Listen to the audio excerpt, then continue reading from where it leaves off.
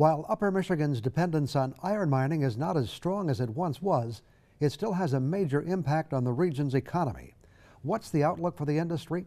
Recently, we talked with Cliffs Natural Resources Chairman and CEO, and we'll share that conversation with you starting right now. From TV6, this is The Ryan Report. Now, here's your host, Don Ryan. Well, good morning. You know, throughout its long history, Cliffs Natural Resources has worked its way through good times and bad. The bad times often driven by the cyclical nature of iron mining and its only customer, the steel industry. But in the last decade, some ill-timed decisions by the company's management put Cliffs deep in debt with some projects that never came to fruition as iron ore prices tumbled. It was those decisions that led to a proxy fight, an overhaul of the company's board of directors, and the installation of a new chairman and CEO, Lorenzo Gonzalez. The Cliffs chairman was in Marquette recently and reminded some leaders in the community that the company has a long and proud history. So, we are celebrating 170 years of mining. We're founded here in 1840, not here, but this was the first site we mined. Michigan was our first location, but we were founded in 1847. Very few companies can brag that they are 170 years old. We are 170 years old. We're one of the oldest companies in the United States. Very few other American companies are older than Cliffs. And we are the oldest metals and mining company listed on the New York Stock Exchange. That's very important to know. It's not Vale, it's not Rio Tinto, it's not BHP, it's not whoever other mining company, you know the names. It's Cliffs. We have been around. And the fact that we have been around is a demonstration that we know how to respect the communities we are in and work together, pursuing common goals with the communities we are in. While Cliffs' employment numbers in Upper Michigan are much smaller than they were at one time, the company still employs over 900 on the Marquette Range, with a payroll of $143 million, $9 million in tax payments, and an overall economic impact in the region of $443 million. In the interview with Gonzalez, we talked about the fact that he was approaching his third anniversary, and I asked him if he felt he had been able to successfully complete his plan to restructure and refocus the company. We accomplished that. We accomplished before the third anniversary, actually, because the third anniversary will be in August, so we have a little more than 2.5 years into the turnaround. And due to our current financial position, due to our current level of business, and due to our ability to continue to control our future, I feel that the turnaround has been completed. When you took over the company, one of your big challenges was the debt your predecessors had built up.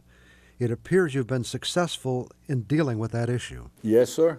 We, as of February, after the latest equity offering and debt offering, replacing old debt with new debt, paying a lot less interest expenses and reducing our exposure, we are now, as of February, pro forma net debt 1.2 billion.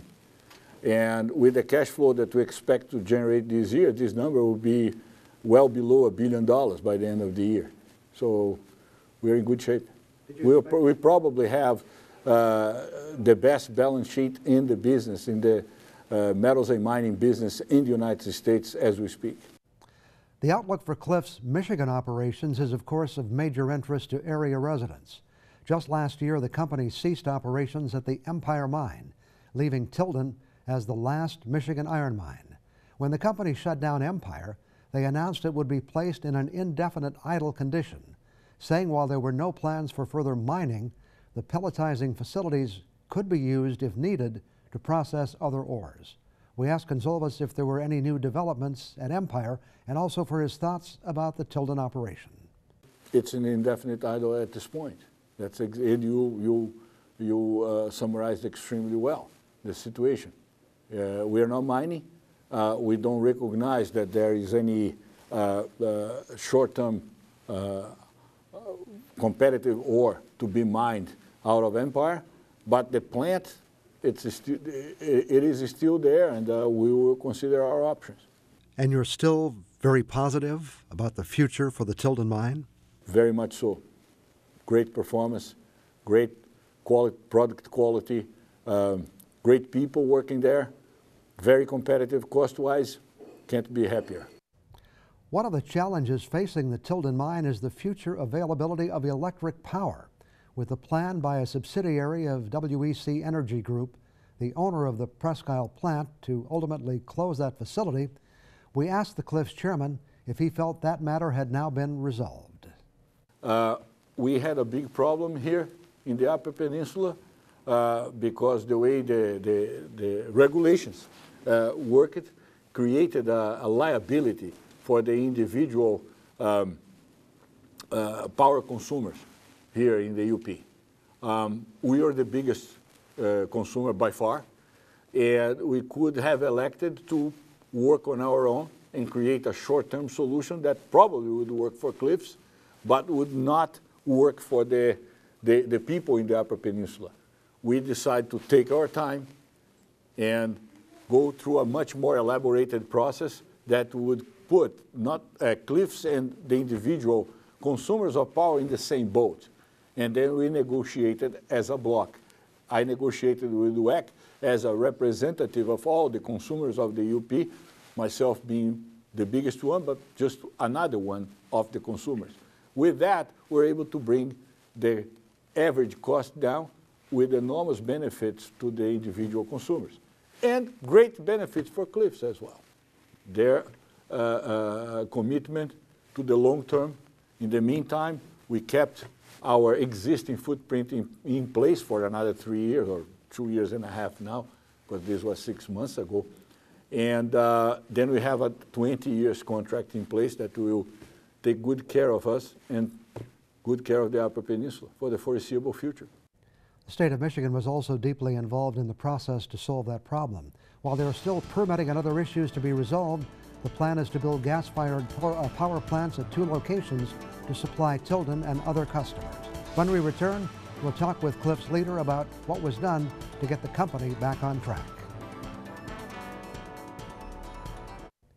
Well, this morning we're featuring an interview I had recently with the chairman and CEO of Cliffs Natural Resources, Lourenco Gonzalez. I asked the chairman if an increase in world iron ore prices had been a key to the company's improved outlook. And while he agreed, he also wanted to make it clear that the turnaround had begun before the upswing in prices had occurred. Oh, first of all, let me correct you marginally. You are not totally incorrect, but there's a very important point that needs to be corrected in your statement. The price of iron ore has been corrected, but the improvement of Cliffs' financials were done during a time that the price of iron ore had not been corrected yet. So we are now entering a time that we're enjoying better prices. But the turnaround has been done. The fixing of the balance sheet has been completed. So that was done during the times that iron ore prices were still low. What were some of the things you did to make these corrections? Well, the most important thing is understanding how the business actually works and what you are doing for your clients. And we believe that we are a factor of competitiveness for the ones that buy our product. And once you recognize that, once you work on that, once you tie the client in long-term contracts like we did, all the rest is a consequence. If the financial markets, if Wall Street had listened to what I had said, I would still have had accomplished what I did, but through a different route. That would have been the equity route. But because they did not listen, they gave me a shortcut that was through buying debt cents on the dollar. And that's what we did.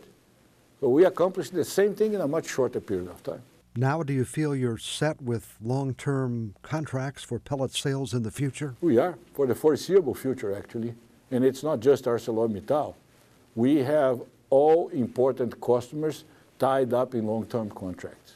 And they are happy with that, we are happy with that. That's the way it should be.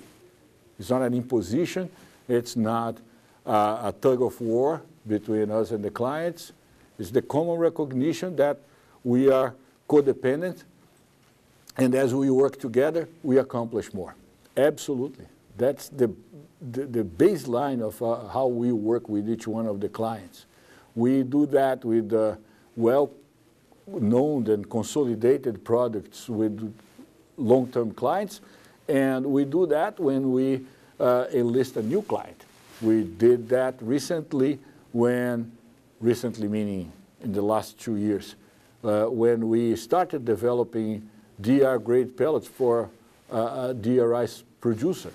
We developed a pellet that now they absolutely love, and it's the benchmark of their own references when they buy DR-grade pellets from other suppliers.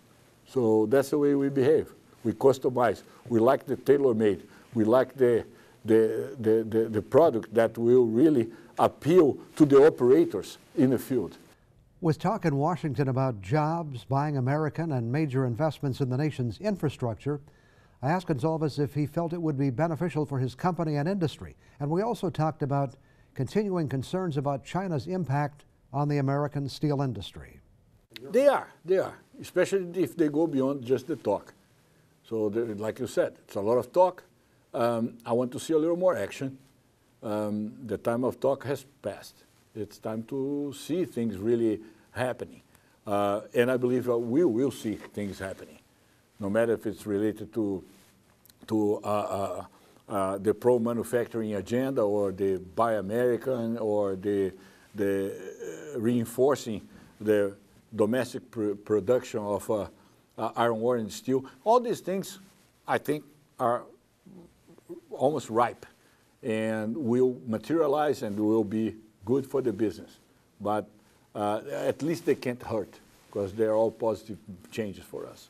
Even though we've had some limits on steel imports from China, is that country still a concern for America's steel industry? China is always an issue because of the size of China.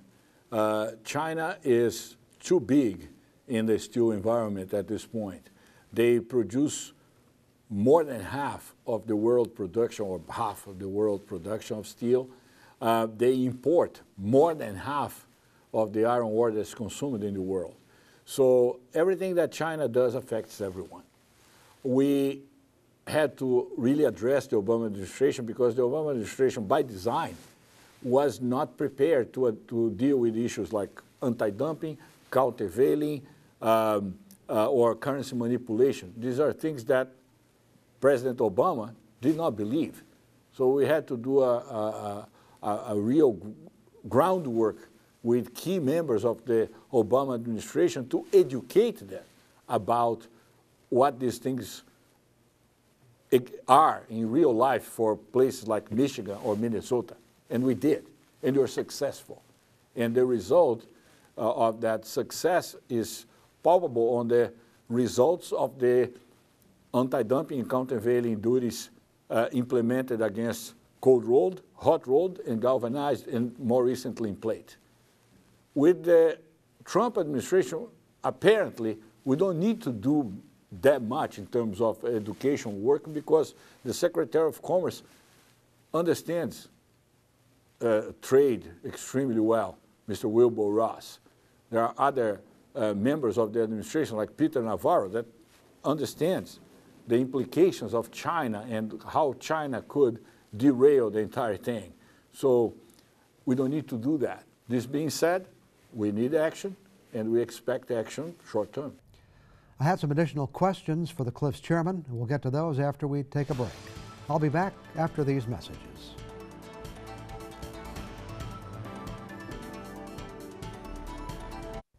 As we continued our conversation with the chairman and CEO of Cliffs Natural Resources, we also talked about possible new future developments, which brought us to a subject he had discussed with us before. Let me offer a few words of explanation before we get to his answer. A couple of key points. First, for many years, most of the steel produced in this country came from blast furnaces. But today that trend has changed. Now 60% or more of the steel made in the U.S. is produced in electric arc furnaces. So why is that important?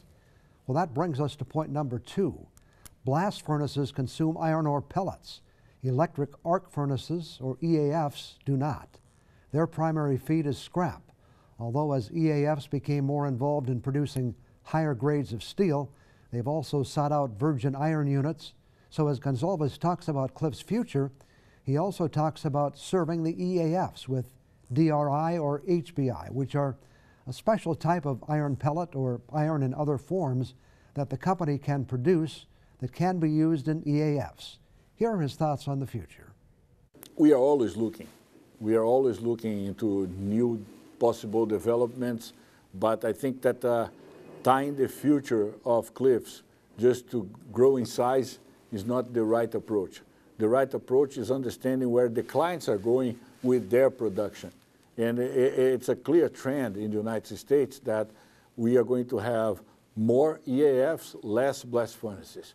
We are going to have EAFs addressing markets that they are not able to address as we speak, because they are already addressing markets that in the past were completely off limits for the EAFs.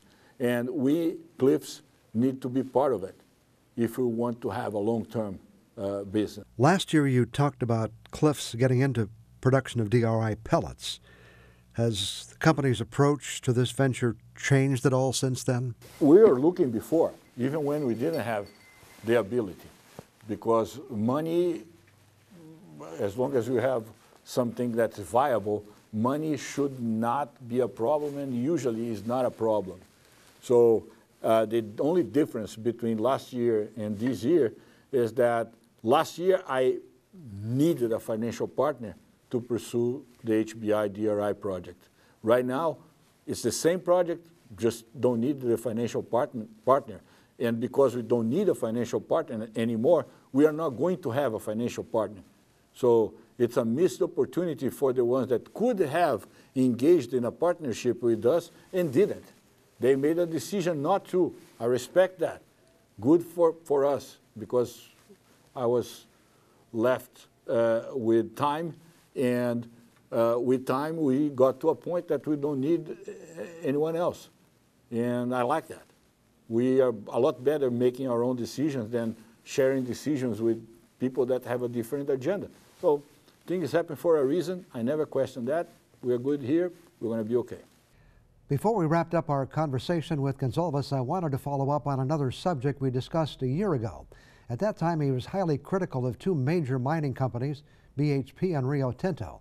He said their strategy of flooding the world market, and especially China, with iron ore, was hurting not only all of the iron ore companies, but U.S. steelmakers as well.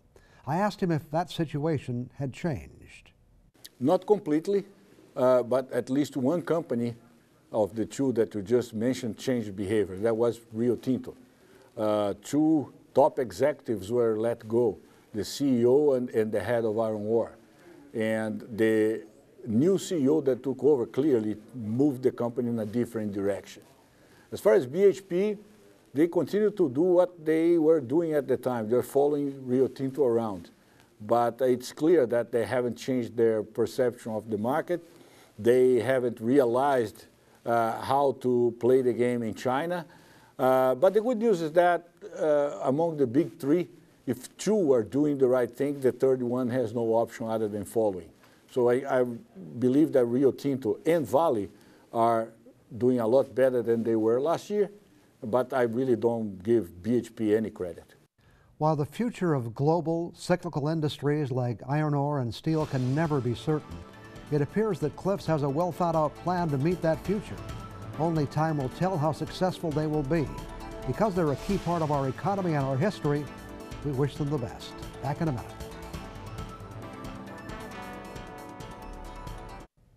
I'm a genuine Yooper. Born here, lived here all my life, don't plan to leave, ever. I was thinking the other day about what makes this area special for those who choose to call this place home. The people who live here, definitely. Generally pretty nice people, people you can depend on. The scenic beauty of the area, for certain. The pleasures of small town living, can't be beat.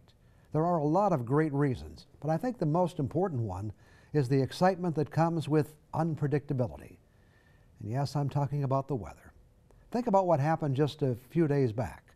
First, we had a beautiful weekend, temperatures in the 60s, up near 70, and with sun shining. And of course, that night we had the kind of violent storms that usually arrive on a hot summer night when the temperatures have been in the 80s. Trees and signs and buildings were damaged, and a lot of people lost their electric power. Then, before the work crews could clean up the damage, we had a foot to half a foot of snow, heavy wet snow. Then the sun came out again, the circle of UP weather. Not all pretty, but certainly exciting. It's what we've come to expect in the spring, that unpredictable, ever-changing weather. And so here are some ways we can know it's spring in Upper Michigan. Carl Bonak keeps talking about the peepers. The robins are singing, but you can just tell their hearts really aren't in it. You put your snowblower and shovels away. Right, what was I thinking? Steve Asplund hasn't started complaining about the heat yet, but he is getting nervous. You look out one day and you see dandelions peeking up through the snow.